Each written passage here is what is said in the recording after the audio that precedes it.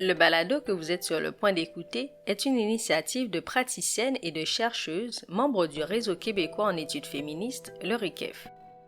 Ces membres du REQEF voulaient connaître le point de vue des milieux de pratique sur les défis éthiques rencontrés pendant les projets de recherche menés en partenariat avec des chercheuses des milieux universitaires.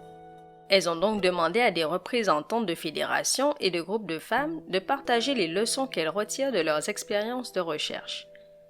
À partir de la question « Qui a dit que l'éthique en recherche était exclusive à l'université ?», les praticiennes vous parlent ici des enjeux, questions et défis qu'elles ont rencontrés dans le cadre de leurs projets menés avec un partenaire universitaire. Pour des raisons de confidentialité, les témoignages que vous allez entendre ont été anonymisés, les noms changés, mais ils rapportent tous des expériences de recherche bien réelles.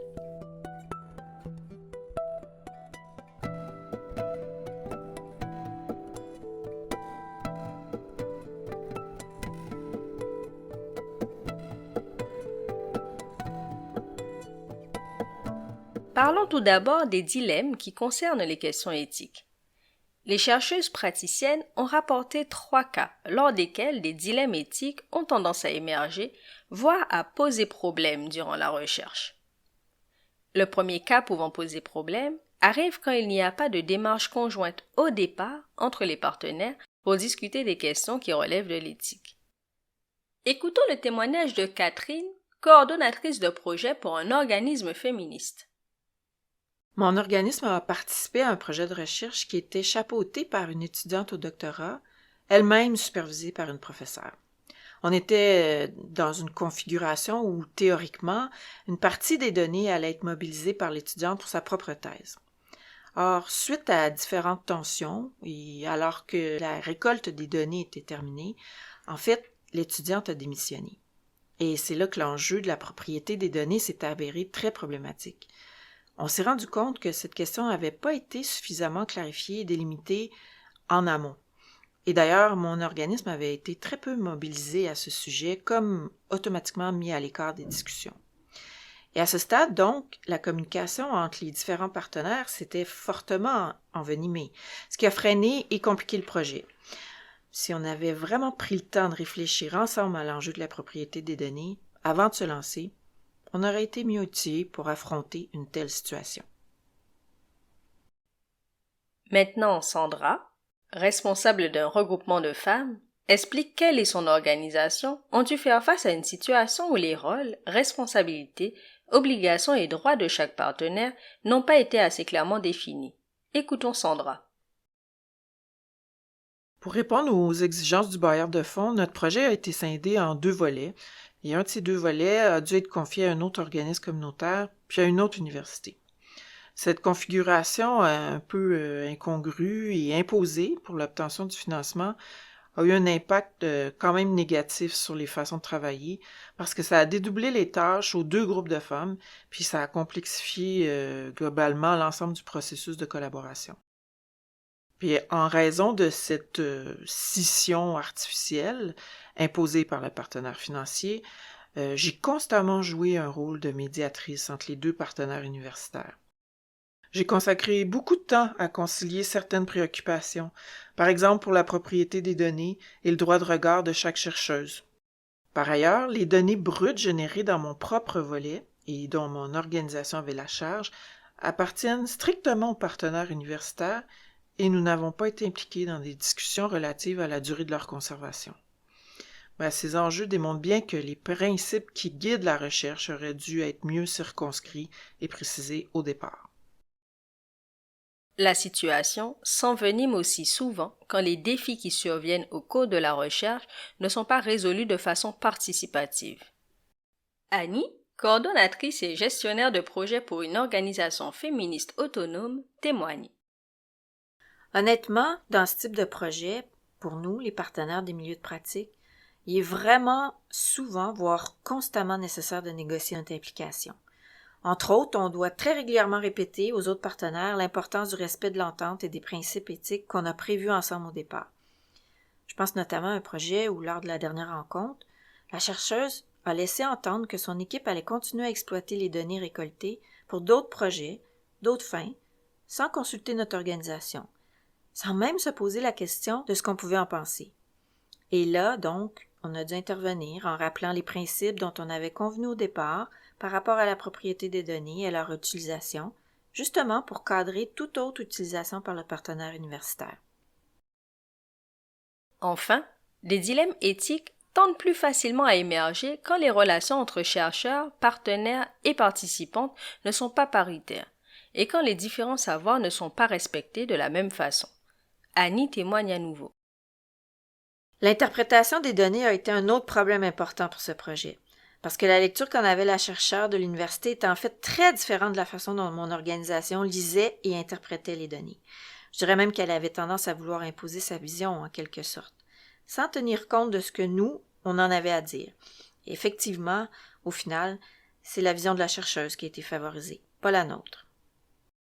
Au témoignage d'Annie s'ajoute celui de Béatrice, responsable d'un regroupement de défense collective des droits des femmes, qui, dans un langage imagé, parle des lunettes des chercheurs qui sont différentes de celles des milieux communautaires pour analyser un problème étudié.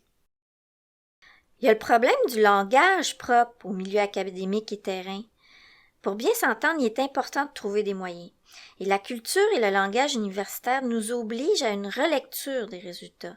On doit y consacrer beaucoup de temps, encore plus si les deux partenaires n'ont pas clarifié le sens des concepts utilisés, par exemple féminisme, féminisme intersectionnel. De plus, nous avons besoin d'éléments de repère pour décider sur quelle recherche on collaborera. Bon, cet état de fait peut sembler assez négatif, mais il existe aussi des expériences de recherche en partenariat réussies du point de vue de l'éthique. Ces expériences réussies nous fournissent des éclairages intéressants. Ainsi, les chercheuses praticiennes nous présentent deux meilleures pratiques qui peuvent aider à éviter les dilemmes éthiques. Le premier point à noter est que moins de dilemmes éthiques se produisent quand le consentement et les modalités qui lui sont associées sont validés et reconfirmés tout au long de la recherche. Écoutons le témoignage de Marie-Hélène, responsable au sein d'un collectif de femmes. J'ai eu la chance de participer à un projet de recherche en partenariat qui a été très réussi au niveau de la validation constante du consentement de mon organisme et de celui des participants. Par exemple, on a rédigé des articles sous forme de parcours de vie et chaque participante a été invitée à relire le sien pour redonner son accord et proposer des changements si besoin. Le projet consistait aussi en la réalisation d'un documentaire et je peux vraiment dire que mon organisme, le partenaire communautaire, donc, a été consulté de façon égalitaire avec le partenaire universitaire. Tout au long du projet et pas seulement au début. En fait, j'ai constaté que tous les documents liés aux droits des partenaires et des participantes, aux risques potentiels, le formulaire de consentement étaient vraiment clairs et détaillés, mais aussi qu'on ne s'en contentait pas. Notre pleine participation et notre accord ont constamment été recherchés tout au long de la recherche, même quand il n'y avait pas de problème particulier à régler.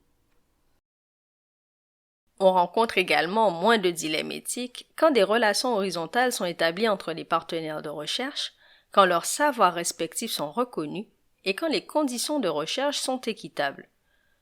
Audrey, coordonnatrice d'un regroupement de femmes, partage une expérience de recherche réussie à ce niveau. Pour commencer, pour ce projet, la demande de subvention a vraiment été rédigée par l'ensemble des partenaires, puis les fonds ont été répartis entre nous de façon équitable. Moi, en tant que représentante de l'organisme communautaire, j'ai été très régulièrement consultée par l'équipe de recherche. J'ai assisté à tous les groupes de discussion et j'ai aidé à rédiger le pré-rapport, le rapport et même les recommandations finales. Le partenaire universitaire a aussi toujours demandé mon opinion pour toutes les utilisations des données au-delà de notre projet, par exemple pour des conférences. Il m'a même invité à y participer. J'ai vraiment le sentiment que ma participation et mon avis ont réellement compté et ont été valorisés à toutes les étapes du projet. Finalement, quels apprentissages en matière d'éthique les milieux de pratique retiennent-ils de leurs expériences de recherche partenariale? Le premier apprentissage que les chercheuses praticiennes rapportent concerne l'attitude à adopter si on rencontre ou qu'on risque de rencontrer un dilemme éthique pendant la recherche. Si le cas se produit, les chercheuses praticiennes jugent gagnant le fait d'impliquer le partenaire communautaire pour résoudre ce défi éthique. À ce sujet, écoutons Marie-Hélène partager à nouveau son expérience. En fait, la première version du documentaire nous a semblé un peu trop neutre, comme édulcorée. Ça aurait pu être problématique, mais parce qu'on avait ce très bon dialogue avec le partenaire institutionnel, les remarques de mon organisation ont été tout à fait entendues et prises en compte, et donc au final, on a pu avoir un film avec une ligne éditoriale plus engagée. On juge également gagnant le fait de reconnaître et respecter l'expertise du partenaire communautaire et des participantes concernant la protection de leurs droits. Véronique, coordonnatrice de projet pour un organisme communautaire dédié aux femmes, témoigne en ce sens. Les projets en partenariat, ça peut être de véritables courses à obstacles, tout particulièrement en ce qui concerne la confidentialité. Surtout dans les recherches auxquelles j'ai participé, où les participantes pouvaient être facilement identifiées parce qu'elles venaient de petites communautés où tout le monde se connaît. Et ça, ce sont des choses dont l'équipe de recherche, moins familière avec ces populations, ne se rend pas forcément compte. Donc moi, je suis intervenue pour en tenir compte en proposant de ne pas seulement anonymiser les noms, mais aussi tous les éléments de contexte qui pouvaient faciliter l'identification et donc fragiliser la confidentialité. Et ça veut dire aussi de ne pas avoir d'exemple précis dans le rapport, s'en tenir en fait à des formules générales. Et j'ai aussi insisté pour que le recrutement soit élargi, pour qu'on ait un nombre suffisant de participantes, pour rendre moins facile encore une fois leur identification. Alors pour conclure, que peut-on retenir des expériences des chercheuses praticiennes? Eh bien, retenons que les partenaires communautaires ont une expertise, des savoirs, des choses à dire, qui peuvent optimiser la dimension éthique de la recherche et améliorer la qualité globale des projets. Il est donc essentiel de mieux réfléchir au rôle des différents partenaires afin de les valoriser. On obtiendra ainsi un véritable partage de la responsabilité en matière d'éthique. Vous voulez en savoir plus? Une grille de questions et une capsule audiovisuelle ont été développées pour faciliter un positionnement commun en matière d'éthique entre partenaires de recherche. Ces ressources peuvent être consultées sur le site internet du REQEF. Ce balado est une réalisation du chantier de recherche partenariale et de co-construction des connaissances du Réseau québécois en études féministes en collaboration avec Relais Femmes et l'Institut Genre, Sexualité et Féminisme de l'Université McGill. Scénarisation par Léa Moméja et Myriam Gervais. Voix de Lise Chauvineau et Julie Raby. Musique d'Éric Chassé intitulée Les étangs gelés. Production technique par Lise Chauvineau.